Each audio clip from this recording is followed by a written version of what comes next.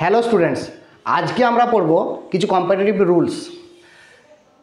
অ্যাডজেক্টিভের comparative form use করে কোন sentence কিভাবে তৈরি করতে হয় সেই জিনিসগুলো, সেই ট্রিকগুলো, সেই নিয়মগুলো আমরা আজকে শিখব। ঠিক আছে, তো কি হেডিং দিয়েছি? Sentences using comparative form of adjective. ঠিক আছে, প্রথম যে ক্রাইটেরিয়াটা দিয়েছি সেটা হচ্ছে কি কম্পারেটিভ উইথ ইআর যোগ করে বেস ভার্ব যেটা থাকবে, যেটা বেস ভার্ব থাকবে, ধরো রয়েছে বিগ। ঠিক আছে, কম্পারেটিভ ফর্ম কি আছে? বিগার। তো এই ইআর যোগ করে আমরা যে সেন্টেন্স তৈরি করব সেই নিয়মটা শিখব।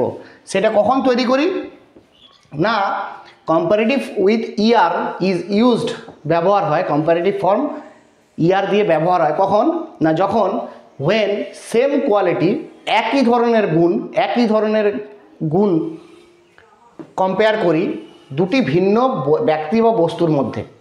একই ধরনের গুণ যখন দুই ভিন্ন ব্যক্তি বা বস্তুর মধ্যে আমরা কম্পেয়ার করি তখন আমরা ইআর যোগ করে কম্প্যারিজন ফর্মটা ইউজ করি। যেমন Rohit is braver than Rahul. Rohit is braver than Rahul. আমরা কি করলাম? দুটো ভিন্ন ব্যক্তি 1 2 দুটো ভিন্ন ব্যক্তি, তাদের মধ্যে কে বেশি সাহসী সেটা লিখলাম, সেটা তুলনা করলাম। Rohit is braver than Rahul, Rohit রাহুলের থেকে বেশি সাহসী। তাহলে এই ব্রেভারটা আমরা লিখতে গেলাম যখন, তখন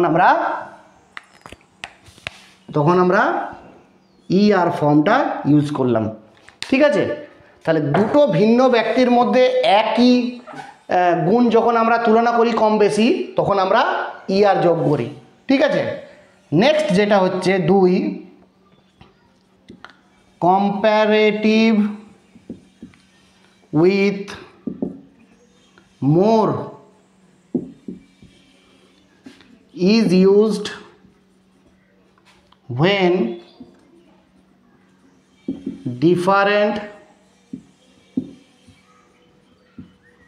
quality of comparison is done between same person বা থিং।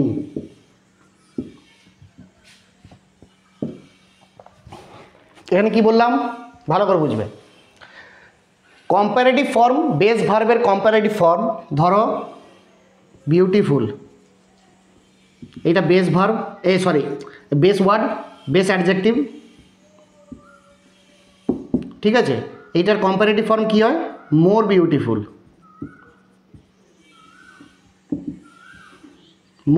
তাহলে এই মোরটা আমরা ইউজ করছি। কখন ইউজ করি না, যখন দুটো ভিন্ন কোয়ালিটি, দুটো ভিন্ন গুণ, দুটো আলাদা প্রকারের গুণ আমরা একই মানুষের মধ্যে তুলনা করি। একটাই মানুষ, একটা ব্যক্তি বা বস্তুর মধ্যে যখন দুটি ভিন্ন প্রকারের গুণ আমরা তুলনা করি, কোন গুণটা কম কোন গুণটা বেশি, এইরকম যখন তুলনা করতে যাই তখন আমরা অ্যাডজেক্টিভের আগে মোর ইউজ করে আমরা ব্যবহার করে থাকি। যদি উদাহরণ বলি, example, Rahul is more brave than prudent মানে দূরদর্শী। তাহলে দুটো ভিন্ন কোয়ালিটি রাহুলের মধ্যেই দেখতে পাচ্ছি, একটাই লোক, একটাই ব্যক্তি, দুটো ভিন্ন কোয়ালিটি। অ্যাডজেক্টিভ 1 আর অ্যাডজেক্টিভ 2। তাহলে দুটো ভিন্ন কোয়ালিটির যখন আমরা তুলনা করছি, যেটা বেশি, ব্রেভটা বেশি, সাহসী বেশি, দূরদর্শীর থেকে ও সাহসী বেশি, তাহলে সাহসীটার আগে আমরা কি বসালাম? সাহসীটার আগে আমরা কি বসালাম? মোর। তাহলে তুলনাটা কি দেখলাম? যে দুটো ভিন্ন ব্যক্তির যখন একই গুণ আমরা তুলনা করি, কোনটা কার বেশি, এই একটা গুণ কার বেশি, ওই গুণটা কম, তখন আমরা ইয়ার যোগ করি। আর যখন একই ব্যক্তির মধ্যে দুটো ভিন্ন গুণ আমরা তুলনা করছি, যে ব্রেভ সাহসী না প্রুডেন্ট দূরদর্শী, তখন আমরা মোরটা ইউজ করছি। হলো। 3 নাম্বার হচ্ছে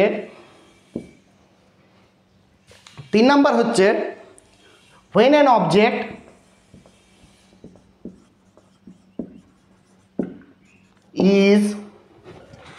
object is compared to its entire class, when an object is compared to its entire class, the particular object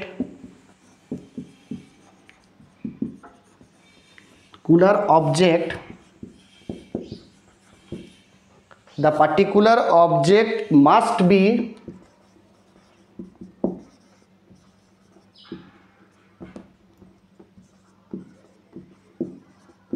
excluded from the rest of its class. কি বলছে ভালো করে বোঝো।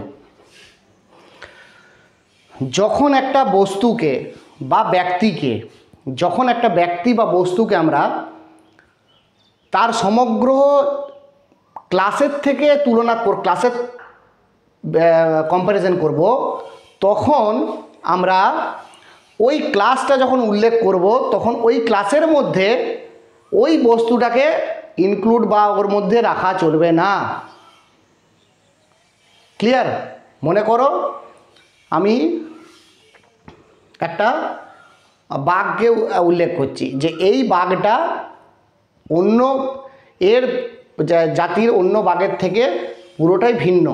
তাহলে এই রকম যখন তুলনা করছি, হ্যাঁ, বা এই কাঁচের গ্লাসটা অন্য গ্লাসগুলির থেকে আরও মজবুত, এই রকম যখন তুলনা করছি, তখন এই কাঁচের গ্লাসটা থেকে বাদবাকি যে ক্লাসটা অন্য কাঁচের গ্লাসগুলোর থেকে, এই যে ক্লাসটা পুরো একদম ক্লাসটাকে করছি, পুরো এইটাকে এর মধ্যে রাখা যাবে না।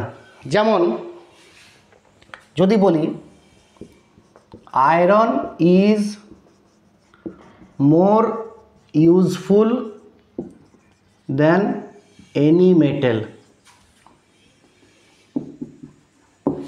Iron is more useful than any metal. Metal মানে কি? ধাতু। আয়রন একটা ধাতু। তাহলে যে কোনো ধাতুর থেকে আয়রন বেশি উপযোগী। ঠিক আছে? যে কোনো ধাতুর থেকে আয়রন বেশি উপযোগী। আমি এইটা কথাটা বললাম, যে কোনো ধাতু মানে আয়রনটাও চলে আসছে এর মধ্যে। যে কোনো ধাতু মানে আয়রন এর কথাটার মধ্যে চলে আসছে। এনি মেটেল যখনই বলছি আমি, তাহলে আয়রন is included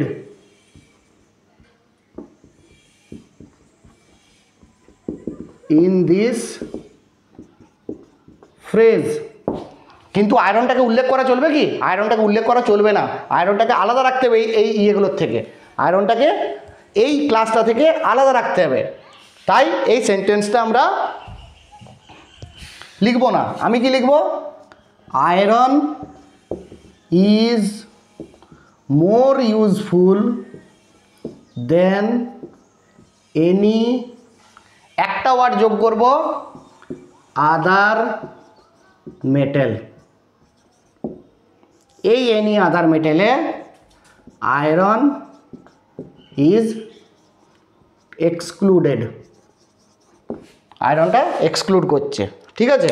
তাই এই সেন্টেন্সটা ভুল আর এই সেন্টেন্সটা ঠিক। কারণ এনি আদার মেটেল মানে আয়রন বাদ দিয়ে অন্য মেটেলগুলোর থেকে আয়রনটা বেশি ইউজফুল। অন্য আদার মেটেল থেকে, এটা এনি মেটেল মানে যে কোনো মেটেল থেকে, মানে আয়রন থেকেও আয়রন ইউজফুল বেশি। এই শব্দটা হতে পারে কি? এই বাক্যটা হতে পারে কি? হতে পারে না। অন্য কোনো মেটেলের থেকে, অন্য সব রকম মেটেলের থেকে আয়রন বেশি ইউজফুল। আয়রন, এই শব্দটা হচ্ছে, এই বাক্যটা হচ্ছে সঠিক। এইরকমই কিছু হিডেন ট্রিক বা যেগুলো অজানা জিনিস জানতে আমার ক্লাস আপনারা ফলো করুন। আগামী 16ই জুন থেকে একটা নতুন ক্লাস শুরু হচ্ছে। 15ই জুন অবধি নিজেদের নাম নথিভুক্ত করে দিন, নাম রেজিস্টার করে দিন। আমার যে নাম্বার, এই নাম্বারে আপনারা নাম রেজিস্টার করে দিতে পারেন।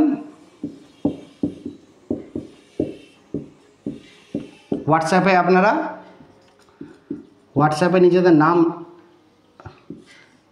লিখে মেসেজ করুন। হ্যাঁ, পুরো ডিটেলস আমি এখান থেকে ফরওয়ার্ড করে দেবো। আর এত সহজভাবে এবং যেগুলো হিডেন ট্রিক্স, যেসব জিনিসগুলো অন্য কোনো টিচারের কাছে পাবেন না, এরকম এই জিনিসগুলো জানতে, পড়তে, লিখতে, শিখতে আমার ক্লাসে জয়েন করুন। বিভিন্ন চাকরি ক্ষেত্রেও নিজেদের personal English speaking power, writing power, হ্যাঁ, পড়ার ক্ষমতা, তাহলে এই জিনিসগুলো শিখতে বা নিজেদের গুণ আরও বাড়াতে, ইংলিশে নিজেদের আরও নিজেদের এখতিয়ারে করতে, ইংলিশকে আরও ভালোভাবে শিখতে আমার ক্লাসগুলো ফলো করুন। আগামী 16ই জুন থেকে একটা নতুন সেশন শুরু হচ্ছে। 15 জুনের মধ্যে নিজেদের নাম রেজিস্টার করুন। এই হোয়াটসঅ্যাপ নাম্বারে মেসেজ করবেন, সমস্ত ডিটেলস আপনাদের দিয়ে দেওয়া হবে। নমস্কার।